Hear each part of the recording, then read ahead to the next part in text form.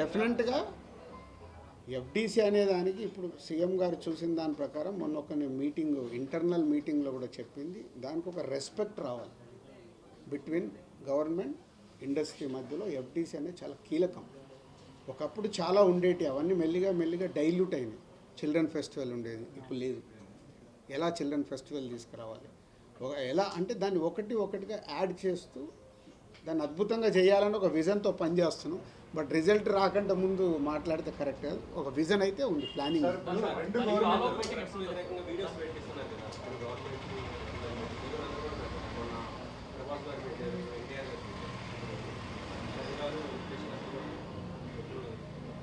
అది సొసైటీకి యూస్ఫుల్ కదా, వాళ్ళు అడిగింది 100% ఆటోమేటిక్ జరిగిపోతుంది, అడగాల్సిన అవసరం లేదు. సార్ ఇప్పుడు రెండు ప్రభుత్వాలు మీకేం కావాలో తీసుకోండి, మాకేం కావాలో ఇవ్వండి, ఇచ్చిపుచ్చుకునే ధోరణి అనేది ఇప్పుడు గవర్నమెంట్ అంటే ఇండస్ట్రీ మంచి పెరిగింది.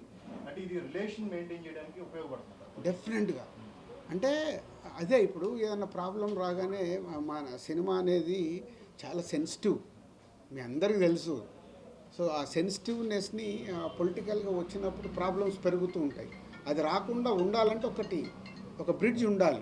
బ్రిడ్జ్ ఉంటే ఓకే ఈ ప్రాబ్లమా, అటు మాట్లాడతాము ఇటు మాట్లాడతాము. ఇండస్ట్రీ సైడ్ కూడా చెప్పే స్టేజ్లో ఉండాలి. ఫిలిం డెవలప్మెంట్ కార్పొరేషన్ అది తెలంగాణది కానీ ఆంధ్రది కానీ ఇండస్ట్రీకి చెప్పగలిగేలాగా ఉండాలి. అలాగే గవర్నమెంట్ దగ్గరికి వెళ్ళి ఇట్లా ప్రాబ్లం ఉంది, మాకు ఇండస్ట్రీకి ప్రాబ్లం సాల్వ్ చేసి ఇవ్వండి, ఈజీ చేయాలి. పోతే ఇక్కడ డైల్యూట్ అయిపోయింది. దాన్ని ఇక్కడ కానీ అక్కడ కానీ బ్రిడ్జ్ కరెక్ట్గా సెట్ చేస్తే హెల్తీగా ఉంటుంది. ఇది ఎలా రీచ్ అయిందో, నేను వాళ్ళిద్దరు మన ఈవెంట్లో ఇద్దరు రిటర్న్ వెళ్ళేటప్పుడు చనిపోయారని ఇప్పుడే తెలిస్తే నేను 5 lakhs అన్నాను. మరి అది ఇద్దరికి, సో 5 lakhs ఇద్దరికి 5 lakhs నా ద్వారా చేస్తున్నాను. సో చెరో 5 lakhs, అది మళ్ళీ 5 lakhs డివైడ్ చేస్తారేమో కాదు, చెరో 5 lakhs ఇండస్ట్రీ సహాయం కావచ్చు, అటు సీఎం నుంచి అదే ప్రభుత్వం నుంచి కావచ్చు, ఇట్లా ఇచ్చిపుచ్చుకునే ధోరణి ఉండాలన్నారు. కానీ ఇండస్ట్రీకి ప్రభుత్వం చేస్తుందే తప్ప ఇండస్ట్రీ నుంచి ఎలాంటి సహకారం లేదు అనేది మన సీఎం మీటింగ్ లో అన్నమాట కూడా.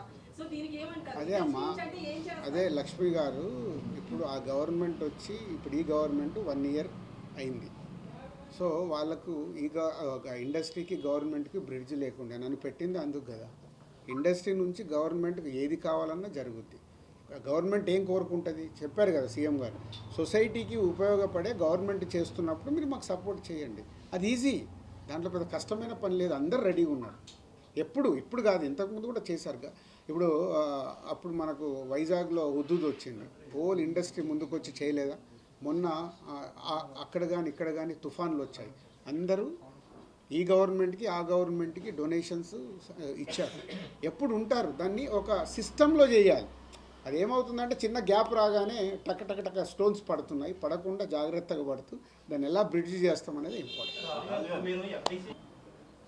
ఐఏఎస్ ఆఫీసర్ పొలిటీషియన్ మధ్య మీరు కాలక్రమేణా చూస్తే ఇప్పుడు ఐఏఎస్ ఆఫీసర్స్ అంటే మీరు ప్రతి ఐఏఎస్ ఆఫీసర్ చుట్టూ స్కామ్లు అనేవి దాదాపు more than 90% ఈ కాంట్రవర్సీలే ఉన్నాయి. సో మీరు ఐఏఎస్ ఆఫీసర్ని క్లీన్ సిట్గా చూపిస్తే ఆడియన్స్ ఎంతవరకు పాజిటివ్గా?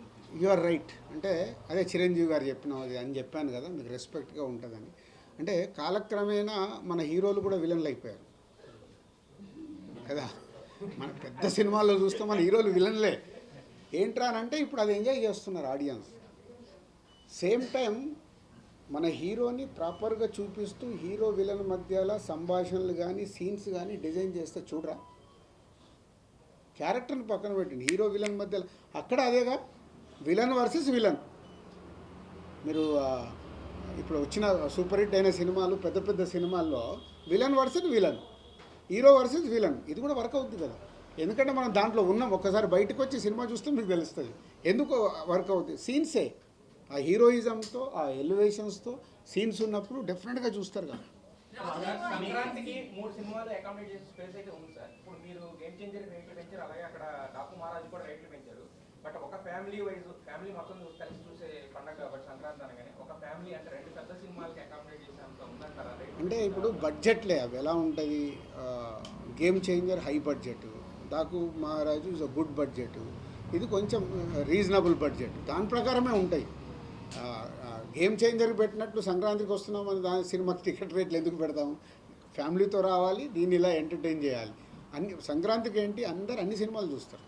ముందు ప్రేక్షకులు మీ సినిమా మీకే పోటీ పక్కన గేమ్ చేంజర్ నిర్మాత డిస్ట్రిబ్యూటర్ కదా, మీ సినిమా మీకే పోటీ అయ్యే నువ్వు సంక్రాంతికి వస్తున్నాము, నువ్వు ప్రొడ్యూసర్ అనుకో, నీకు కూడా నేను న్యాయం చేయాలి. అప్పుడు నాది కాదు, చేయాలా వద్దా?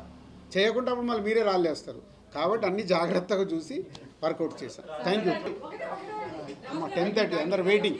Okay sir. చైర్మన్ గా అడుగుతున్నా. అదే మీరు FTC చైర్మన్ గా కొన్ని ప్రతిపాదనలు ప్రభుత్వం వద్దకు తీసుకెళ్తాను అని చెప్పారు కదా, అవి కొన్ని సిద్ధం చేశారు అని తెలిసింది. ఇప్పటికే మీటింగ్ జరిగి 10 రోజులైంది, మీరు 15 రోజులు అయితే ఇందులో 2000 ఎకరాలు స్టూడియోల కోసం అడుగుతాం. అమ్మా ఒక్క నిమిషం. సంక్రాంతి తర్వాత నేను కంబ్యాక్ అయిపోయిన తర్వాత మళ్ళీ పిలిచి అసలు ఏం చేయబోతున్నానో అన్నీ క్లుప్తంగా ఎక్స్ప్లెయిన్ చేస్తాను. Thank you. టేక్ కేర్ చేస్తున్నారు కదా, మీరు ఫ్యామిలీకి ఎంత టైం ఇస్తున్నారు ఇప్పుడు మీ కొడుకు? ఇద్దరికి 6 months నుంచి కొంచెం ఫైటింగ్ స్టార్ట్ అయింది. మా టైం ఏది అని. అందుకే 15th తర్వాత ఇస్తాను బాబు, 15 వరకు నన్ను వదిలేయండి అని నేను రిక్వెస్ట్ చేస్తాను. లాస్ట్ క్వశ్చన్ అండి. పోతే నేను ఏం చేస్తానంటే జర్నీలో తీసుకెళ్తాను. అంటే ప్లాన్ ఏంటి, ఇప్పుడు జర్నీలో ఫ్రీ ఉంటాను కాబట్టి. ఇప్పుడు మనం చూడండి, విజయవాడ వెళ్ళాను, ఆరాంశిని అన్వయం తీసుకొని వెళ్ళిపోయా. నిన్న రాజమండ్రికి వెళ్ళాను, వాళ్ళు వచ్చేయమన్నా అంటే ఆ టైం జర్నీ టైం వాళ్ళకి ఇవ్వగలుగుతా. లేకుంటే ఇక్కడే ఇంట్లోనే ఇవ్వాలి, సిటీలోనే ఇవ్వాలంటే డిఫికల్ట్. అది బ్యాలెన్స్ చేస్తుంది. ఈవినింగ్